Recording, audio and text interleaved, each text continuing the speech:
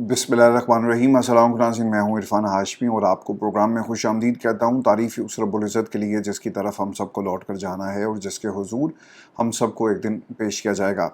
दोस्तों, सबसे पहले आज की अहम खबरें और चंद अहम सवालात। पाकिस्तान तहरीक इंसाफ की तैयारी और एक कन्फ्यूजन, ये जो स्टेट ऑफ कन्फ्यूजन है तहरीक इंसाफ के अंदर, इसकी वजह क्या है? खोखर साहब के घर पे एक बैठक होती है ऑल पार्टीज कॉन्फ्रेंस अपोजिशन जमातों की। पाकिस्तान तहरीक इंसाफ के किस किस बंदे ने शिरकत की, ये आपको मैं बताऊंगा, और इसका जो असर है वो आने वाली तहरीक के ऊपर क्या पड़ेगा, इसका भी मुकम्मल जायज़ा आपके सामने रखेंगे। और फिर व्यूअर्स, अली अमीन गंडापुर का मुस्तकबिल क्या है?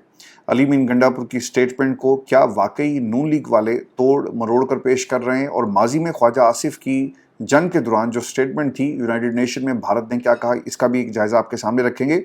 और फिर इमरान खान ने बैरिस्टर गौहर को बुलाकर क्या कहा था? 9 मई, नो मुज़ाकरात और नो डील, ये अल्फाज उनके किस सवाल के जवाब में थे? और क्या ऑफ़र बैरिस्टर गौहर साहब जो हैं वो करवाते रहे? तो इमरान खान ने फिर आखिरकार इनको क्या जवाब दिया, इसका भी मुकम्मल हाल अहवाल मैं आपके सामने रखूँगा। और व्यूअर्स, पाकिस्तान और अमेरिका के दरमियान ये जो बढ़ती हुई कुर्बतें हैं, इसका अंजाम क्या होगा? और फिर पाकिस्तान तेल ख़रीदने जा रहा है और डोनाल्ड ट्रंप किस रेट के ऊपर ये तेल पाकिस्तान को देगा? टैरिफ कहाँ पे स्टैंड करता है बिटवीन पाकिस्तान एंड यूएसए? और फिर भारत की ये टैरिफ की जो रेस है, इसमें उन्होंने अब क्या एक नया एक पंडोरा बॉक्स जो खोला है, ये भी आपको बताएंगे आज की इस नशिस्त में। लेकिन जो सबसे अहम खबर है, पाकिस्तान तहरीक इंसाफ 5 अगस्त की जी तैयारी कर रही है और तहरीक इंसाफ के ऑलमोस्ट ही जो मेन आपके जितने भी एक्टिव लोग थे उनके खिलाफ फैसले आ गए। आपका 9 मई के अंदर चाहे वकूआ पे होना ना होना ये मायने नहीं रखता। अगर आप इमरान खान के बयानी के साथ और इमरान खान का नाम रोज़ लेते हैं अपने प्लेटफॉर्म्स के ऊपर, इमरान खान की तहरीक को चला रहे हैं और इमरान खान के बयानी को बाहर ज़िंदा रख कर बैठे हुए हैं, तो यकीनन आपके खिलाफ भी इसी किस्म का फैसला आएगा। पाकिस्तान के अंदर मैंने आपको बहुत पहले एक बात कही थी कि इन्होंने ना सारे कम्युनिकेशन लिंक्स इमरान खान की, इनको तबाह करना है ताकि इन्फॉर्मेशन अंदर से बाहर ना आए इमरान खान क्या सोच रहे हैं। और ये सिर्फ वन वे नहीं होगा, बल्कि ये 2 वे इंफॉर्मेशन है, ट्रैफिक है इंफॉर्मेशन की, इसे रोका जाएगा। बाहर जो कुछ हो रहा है ये खान साहब को ना पता लगे और अंदर जो कुछ हो रहा है वो बाहर ना आ सके। और फिर एक कंट्रोल क्लिनिकल एनवायरनमेंट में, खैर क्लिनिकल तो नहीं है, जुल्म और जबर हो रहा है, एक काल कोठरी है, काले फैसले अंधेरे में किए जाते हैं और इमरान खान को बार बार सज़ा सुनाई जाती है। ये जितनी बार भी इमरान खान को सज़ा सुना रहे हैं ना, असल में ये अपने लिए गड़े खोद रहे हैं और वो वक्त दूर नहीं जब इनको इसकी कीमत अदा करना पड़ेगी। व्यूअर्स, लायमल 5 अगस्त का क्या है? साहबजादा हामिद रज़ा साहब एक बहुत ही मजबूत आवाज़ हैं जी, उनको भी खामोश करवा दिया गया और कैसे खामोश करवाने की उन्होंने कोशिश की, फैसला आ गया, 10 साल की सज़ा सुना दी गई। तहरीक तहफ़्फ़ुज़ आईन पाकिस्तान का 5 अगस्त के हवाले से लायमल तय पा चुका। हामिद रज़ा साहब ये कहते हैं कि चंद रोज़ पहले इजलास हुआ जिसमें तहरीक तहफ़्फ़ुज़ आईन पाकिस्तान की क़यादत और PTI के तमाम सूबाई सदूर और कोऑर्डिनेटर्स शामिल थे। आलिया हमज़ा, जुनैद अकबर, हलीम आदिल शेख और दाऊद शाह काकड़ इसमें शरीक हुए। वहाँ तय पाया कि तमाम सदूर और कोऑर्डिनेटर्स अपने अपने सूबे के हालात के मुताबिक लायमल देंगे और वो अपने अपने सूबे के ज़िम्मेदार होंगे। लेकिन क्या पाकिस्तान तहरीक इंसाफ कन्फ्यूज नज़र आती है? अगर आप जनरल सेक्रेटरी साहब की बात करें तो उनके ऊपर जी मुकदमात हुए हैं तो वो अब बोलना शुरू हो गए, लेकिन उन मुकदमात का क्या जो इमरान खान के ऊपर हैं, और इन मुकदमात के दिफा में आपने क्या कुछ किया?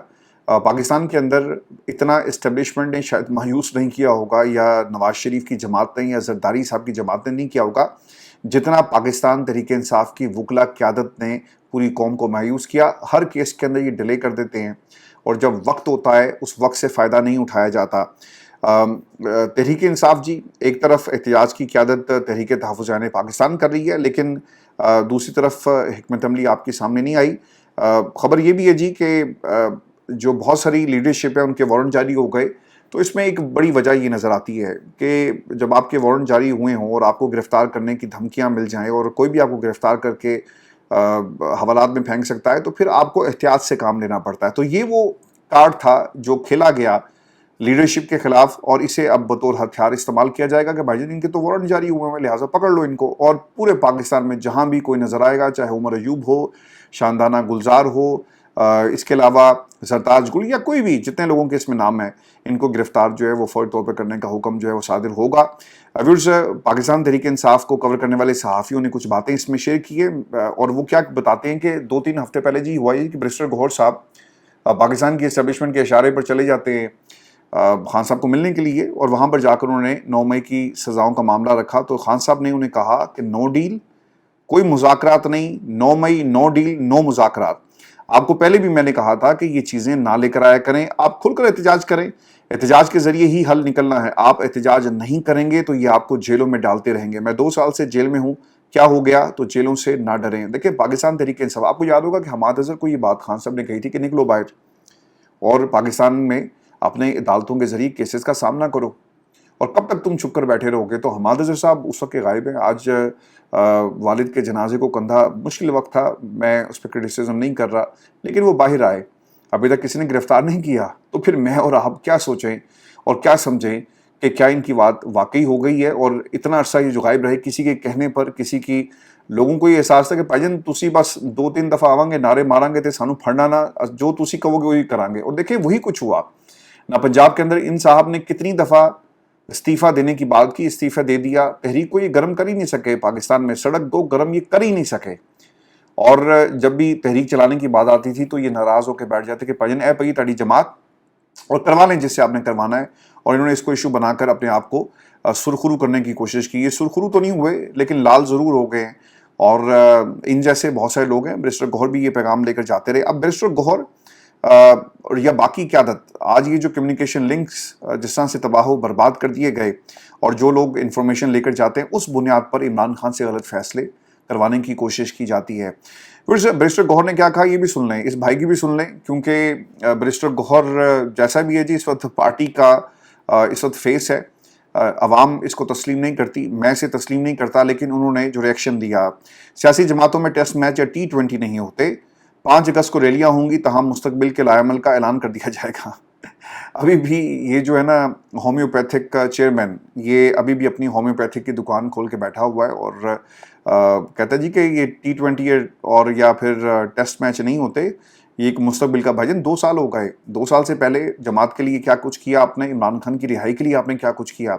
اس ملک کے حالات ایک ہی طرح ٹھیک ہو سکتے ہیں، جمہوریت، اور جمہوریت کو ملک میں لانے کے لیے آپ کو عمران خان کو رہا کرنا پڑے گا، تبھی پاکستان کی عوام کا اس نظام کے اوپر یقین جو ہے وہ بحال ہوگا۔ ادروائز آپ الیکشن کروا دیں، نواز شریف کو جتوا دیں، اس کی بیٹی کو دوبارہ جتوا کے ملک کا وزیر اعظم بنا دیں، بلاول زرداری کو ملک کا وزیر اعظم بنا دیں، 2 سال کے لیے ایک ٹرم، ایک قانون کوئی ایسا، اور یہ بھی کسی پلیٹ فارم پہ جی یہ بات ہو چکی ہے کچھ حلقوں کے درمیان کہ چونکہ تمام سیاسی جماعتیں اس وقت آن بورڈ ہیں، تو کیوں نہ ہم اسمبلی کی مدت میں کوئی ایسا کلا ہم لے کر آئیں جس میں جو ایک جماعت ہے اسے اس کا وزیر اعظم لایا جائے اتنے عرصے کے لیے، اور دوسری جماعت کو باقی ٹرم جو دے دی جائے، یا پھر مل کر کوئی ایسا کام کر لیا جائے۔ تو اس طرف بھی کام ہو رہا ہے۔ اب ایک اور بیرسٹر گوہر صاحب نے جو سیف کھیلتے ہیں نا جی، گرفتاری ان کی کبھی نہیں ہوئی، اور یہ واحد شخصیت ہے جس کے اوپر کوئی مقدمہ نہیں ہے، پاکستان تحریک انصاف کا چیئرمین ہوا۔ کیا آپ کی عقل یہ تسلیم کرنے کے لیے تیار ہے کہ پارٹی کا چیئرمین، اس کے اوپر کوئی کیس نہیں ہے، کوئی مقدمہ، کوئی کچھ نہیں ہے، اسے گرفتار بھی نہیں کیا جاتا، 9 مئی کا مقدمہ اس پہ درج نہیں ہوا، نہ کوئی سزا ہوئی، لیکن باقی لوگ جو ایکٹیو تھے انہیں سزا سنا دی گئی ہے۔ 5 اگست کو یہ کہتے ہیں جی کہ میں بنیر سے نکلوں گا، کنونشن کروں گا، علی من گنڈا پور، جنید اکبر، حلیم عادل، محمود اچکزئی سمیت پورے ملک میں سب نکلیں گے، ریلیاں کریں گے۔ اچھا پنجاب میں کون نکلے گا؟ کوئی کسی نے اس بات کا آپ کو جواب نہیں دیا۔ سلمان کماجر صاحب، اب ان کے اوپر جی ان کے وارنٹ جاری ہوئے تو انہوں نے بولنا شروع کر دیا، اور انہوں نے کہا کہ لائے عمل دینا میرا کام نہیں، تحریک کی قیادت محمود خان اچکزئی کریں گے، وہ ہمارے سربراہ ہوں گے، اسد کیسر تحریک کے تحفظ یعنی پاکستان کے جنرل سیکریٹری ہیں، اس کے علاوہ تمام صوبائی صدور رہنمائی فرمائیں گے۔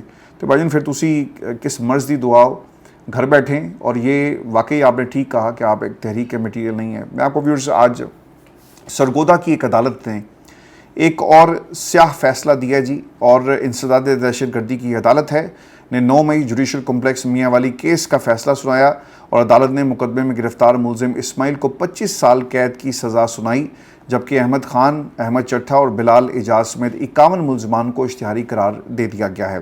پاکستان تحریک انصاف کے وکیل خالد شفیق صاحب نے دعویٰ یہ کیا جی کہ انسداد دہشت گردی عدالت نے 9 مئی کے کیسز میں ایسے لوگوں کو بھی سزا سنائی جن کا دور دور سے پی ٹی آئی کے ساتھ کوئی تعلق نہیں تھا، جائے وقوع پر وہ موجود نہیں تھے۔ 9 مئی رات بلا تمیز گرفتاریاں ہوئی، ان کی بھی گرفتاریاں ہو گئی، اور 342 کے بیان میں بھی انہوں نے یہی لکھا کہ ہمارا پی ٹی آئی کے ساتھ کوئی تعلق نہیں، اس کے باوجود ان کو سزا سنائی گئی۔ دیکھیں، مجھے نا آج ایک کلپ دیکھنے کا اتفاق ہوا، اور اس میں جو ہمارے ایک بہت ہی پیارے دوست ہیں لاہور سے، ایوان، ان کی یہ ٹویٹ تھی جس کا حوالہ کسی دوست نے بھی دیا، اور وہ یہ بتاتے ہیں کہ پاکستان کے اندر وہ ایک انٹرویو کر رہے تھے جی ایک نوجوان کا، اور اس نوجوان نے اپنی آپ بیتی کیا سنائی۔ وہ یہ کہتا ہے جی کہ میں سروسز ہسپتال میں بیٹھا ہوا تھا، تو مجھے کچھ پولیس والے آئے اور انہوں نے پکڑ لیا، اور انہوں نے کہا یار گنتی پوری کرنی ہے، گنتی پوری کر کے ہم تمہیں بعد میں جو ہے وہ رہا کر دیں گے۔ اب وہ رہا اسے کیا کرنا تھا بیچارے کو؟ بعد میں کہا جاتا ہے جی کہ 2 لاکھ روپیہ دو گے تو تمہیں ہم چھوڑیں گے، اور اگر تم نے 2 لاکھ روپیہ نہیں دیا تو پھر تمہارے ساتھ جو ہے وہ یہی سلوک کیا جائے گا۔ اب دیکھیں، یہ ایسی مثالیں صرف اس بچے کی نہیں ہیں، اسے 9 مئی کے کیسز میں گنتی پوری کرنے کے چکر میں آپ نے اندر ڈال دیا، اور پھر اس کے ساتھ کیا سلوک ہوا۔ پاکستان میں انصاف نام کی تو خیر اب چیز ہی کوئی نہیں رہی۔ جس کا زور چل رہا ہے وہ 9 مئی کے مقدمات میں کسی کو بھی گھسیٹ لیتا ہے۔ اگر آپ پاکستان میں حق اور سچ کی بات کرتے ہیں تو آپ کو پی ٹی آئی کا کہہ کر آپ کے خلاف ظلم شروع ہو جاتا ہے۔ اگر آپ عمران خان کی بات کریں گے تو آپ کے ساتھ بھی وہی سلوک کیا جائے گا جو قیدی نمبر 804 کے ساتھ کیا جا رہا ہے۔ سر، پاکستان میں سزاؤں کے حوالے سے عمر ایوب صاحب کی گفتگو یہ بھی میں آپ کے ساتھ شیئر کرتا ہوں، کیونکہ انہیں بھی کسی بھی وقت گرفتار کیا جا سکتا ہے۔ 10 سال کی سزا سنا دی گئی ہے۔ وہ کہتے ہیں جی کہ مجھے قید سنائی ہے، لیکن میں آپ کے سامنے مسکرا رہا ہوں۔ جن گواہوں کی گواہی پر فیصل آباد کی عدالت نے سزائیں سنائی، ان کی گواہی سرگودا کی عدالت مسترد کر کے ایک کیس میں مجھے بری کر چکی ہے۔ اچھا، یہ بھی ایک عجیب سا معاملہ ہے کہ ایک عدالت بری کر دیتی ہے، اسے گواہی کو نہیں مانتی، دوسری عدالت کہتی ہے نہیں یہ سچی گواہی ہے، ہم اسی پہ سزا آپ کو سنائیں گے۔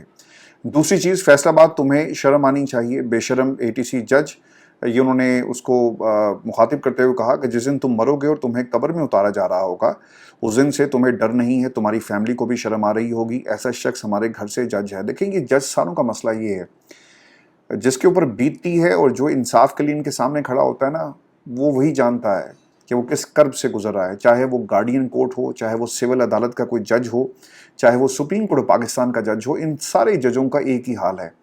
اور یہ جو اللہ تعالیٰ نے جو ذمہ داریاں ان کے حصے میں آئی، یہ قیامت کے دن ان کا سب سے زیادہ حساب اس لیے ہوگا کیونکہ یہ پاکستان کی عوام کو انصاف نہیں دے سکے۔ آج ملک کے اندر چاہے چھوٹی عدالت ہے، چاہے بڑی عدالت ہے، چاہے چھوٹا جج ہے، چاہے بڑا جج ہے، ان کے فیصلے مکروہ فیصلے، سیاہ فیصلے، اور یہ پاکستان میں آپ حالات دیکھ لیں، پینڈنسی کہاں پہ سٹینڈ کرتی ہے، ایک نسل، دوسری نسل، تیسری نسل۔ انصاف کا نظام اور انصاف کا پروسیس اتنا لمبا، اتنا مہنگا، اتنا طویل، انصاف سر نہیں ملتا، قبر کی زمین جو ہے وہ آپ کو مل جاتی ہے۔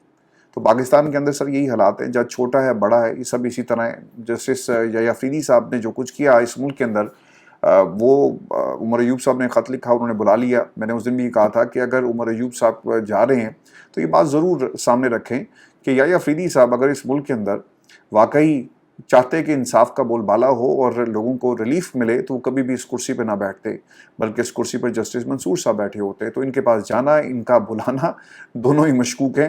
اب خبر یہ آ رہی ہے کہ انہوں نے جو چیف جسٹس کو خط لکھا، وہ یہ کہتے ہیں کہ میں نے چیف جسٹس کو خط لکھا اور بتایا کہ دہشت گردی کی عدالتیں رات 2:30 بجے تک کیس سنتی ہیں۔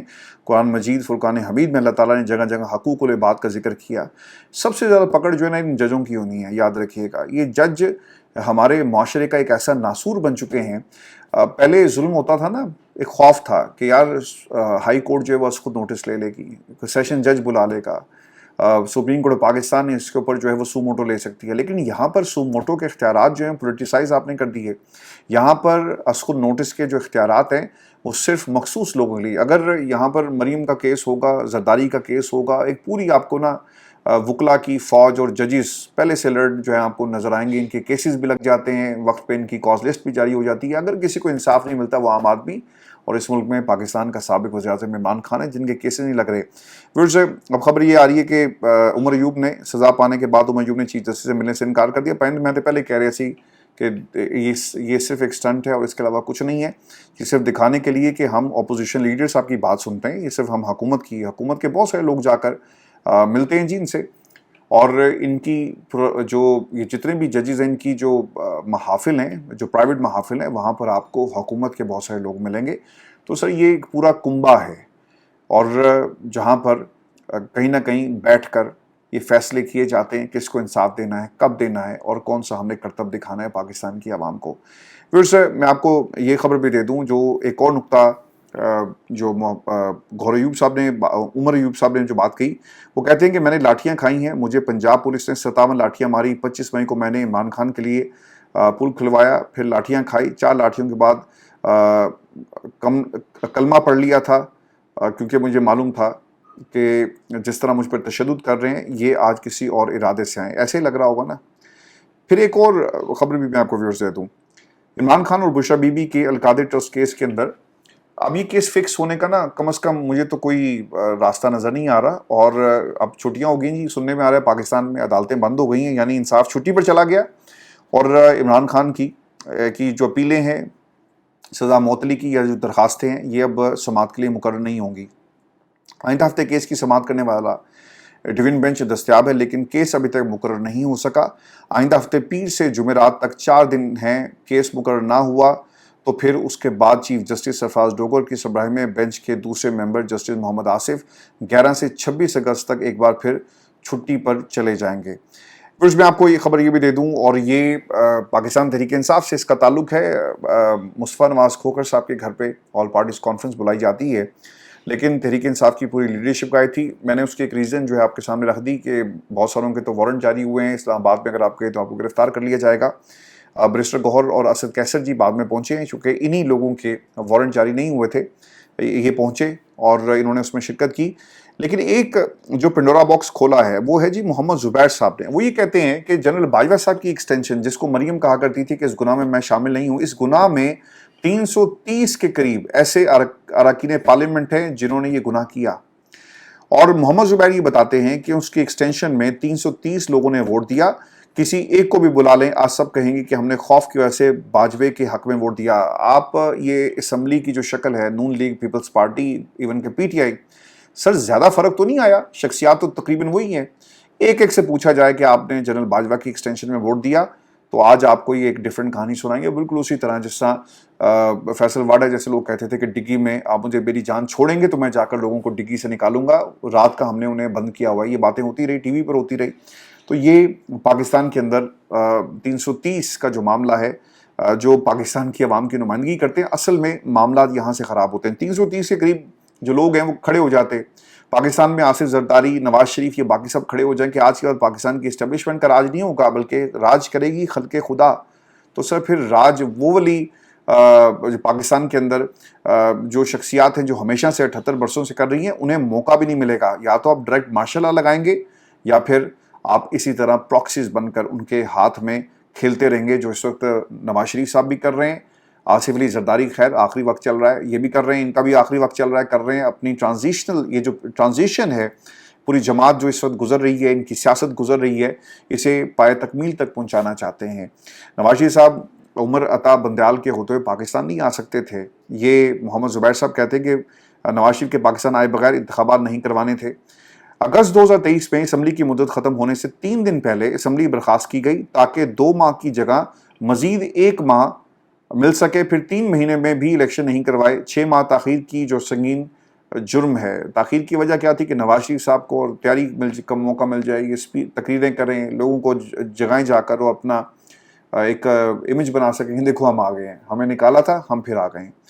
اسد کیسر صاحب کہتے ہیں جی کہ اس پارلیمنٹ میں رہنے کا کوئی فائدہ نہیں. یہ پارلیمنٹ اپنے ممبران کا تحفظ کرنے میں ناکام رہی. اس پارلیمنٹ کے مستقل بائیکاٹ اور استعفوں کا ہم سوچ رہے ہیں. دیکھیں جب بھی پاکستان کے اندر حکومت میں بیٹھے ہوئے لوگوں کی بات آتی ہے تو سارے اکٹھے ہو کر کوئی قانون بھی پاس کروا لیتے ہیں اور پڑھ جاتے ہیں. دیکھیں آج اسد کیسر کو جو احساس ہو رہا ہے اس میں غلطیاں آپ کے اپنے لوگوں کی ہیں. جب اسٹیبلشمنٹ سے راتوں رات ملاقاتیں ہوں گی اور لوگ اپنا ضمیر، اپنا سب کچھ ان کے ہاتھ میں پکڑا کر آ جائیں گے تو پھر سر نتائج یہی ہوتے ہیں. 2 برس ہو گئے، سب کچھ اسٹیبلشمنٹ نے جس طرح کی تیاری کی اس طرح سے 8 فروری کو جو انقلاب آیا ووٹ کے ذریعے، آپ اس کے باوجود تیاری نہیں کر سکے اور کیپٹلائز نہیں کر سکے. نتیجہ کیا ہے آپ کے سامنے ہے. میں آپ کو پھر یہ خبر یہ بھی دے دوں، नवाज शरीफ साहब के माजी के बयानात और क्या वालिमीन गंडापुर के बारे में कहा गया कि उनके बयानात को भारत FATF में इस्तेमाल कर रहा है। इस हवाले से अली मीन गंडापुर की एक वीडियो सामने आई जिसमें वो कहते हैं कि भारतीय हुकूमत ने मेरे बयान को सियाक पाक से हटकर FATF में पेश किया। अब मैं FATF में जाकर पूरी वजाहत से उनको बताऊंगा कि भारत पाकिस्तान में दहशतगर्दी करवा रहा है, पाकिस्तान के दिफा के लिए पूरी कौम मुतहद है। अब नवाज शरीफ माजी में क्या कहते रहे, सुन लें ज़रा। इंडिया के इक़्तिसादी दारुल हुकूमत कहलाए जाने वाले शहर मुंबई में 26 नवंबर 2008 को एक हमला हुआ था जो 60 घंटे तक जारी रहा और इस हमले में 150 से ज़ायद अफराद की हलाकत हुई।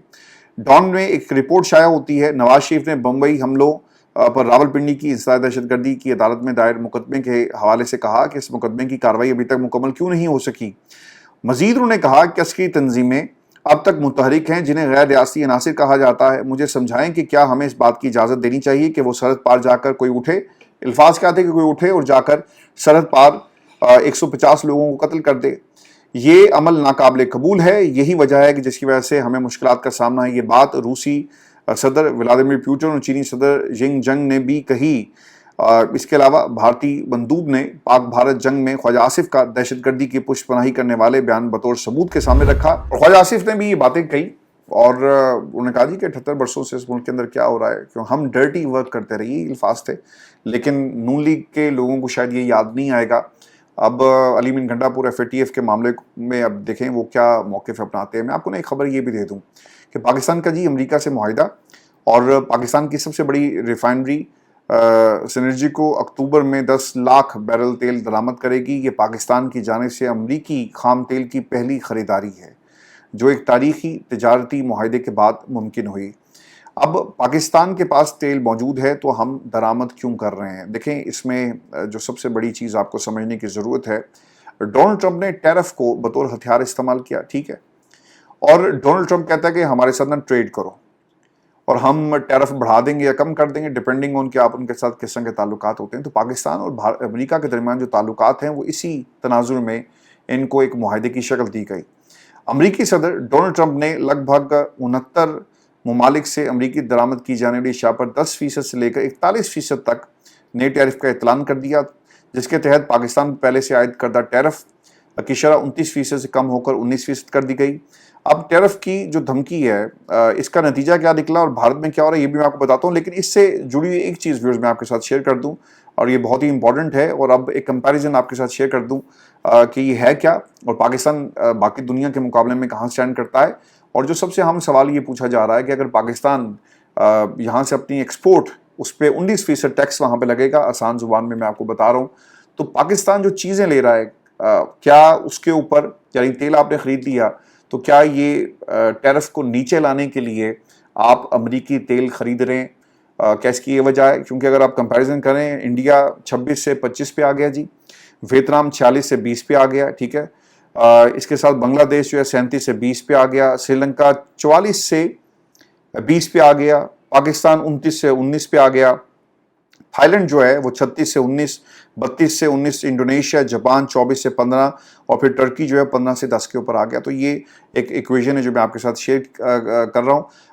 तो पाकिस्तान ने सर ऑब्वियसली इसके अंदर जो डील की है, आपकी एक बड़ी मार्केट थी, उन्होंने कहा होगा ना कि यार तुम हमारे से क्या खरीदोगे, ठीक है हम कम कर देते हैं 19%। लेकिन इसके बावजूद ये मर्करी वाटर्स हैं जी, पाकिस्तान के लिए कोई इतना बड़ा इसका फ़ायदा नहीं होगा। एक चीज़ जो पाकिस्तान की जो कॉस्ट है उसके ऊपर 19% टैक्स लग जाएगा अमेरिका के अंदर उसे बेचने में। तो कंज्यूमर मार्केट के अंदर जो प्रोडक्ट आपकी जब हिट करती है तो ये प्लस माइनस करते हुए वो जो कॉस्ट है उसकी बहुत ऊपर निकल जाएगी। तो आप उस मार्केट से मुकाबला नहीं कर सकते उन प्रोडक्ट्स का जो आपको फॉर एग्जांपल अगर टर्की से वो प्रोडक्ट्स जो पाकिस्तान 19% टैक्स देकर वहाँ पे भेज रहा है, अगर वही 10% टैक्स पे आपको टर्की से मिलती हैं तो फिर उसकी कॉस्ट कम होगी।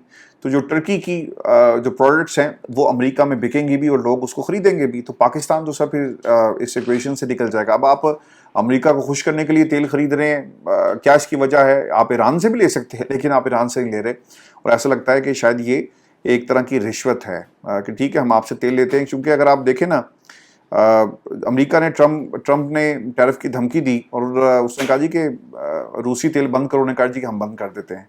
लेकिन वहाँ पर भी काम ये हुआ कि इस धमकी के बाद 5th जनरेशन F-35 जो स्टिलिट लड़ाका जेट खरीदने में अदम दिलचस्पी जाहिर कर दी और वो नहीं अब खरीदेंगे जी। और ट्रंप भारत से सख्त मायूस है। अमरीकी वज़ीर ख़ारजा ने एक इंटरव्यू में कहा कि भारत रूस से तेल खरीदता है और फिर इसे रिफाइंड तेल के तौर पर बेचता है। भारत ने खुद को आलमी किरदार अदा करने वाले मुल्क के तौर पर पेश नहीं किया।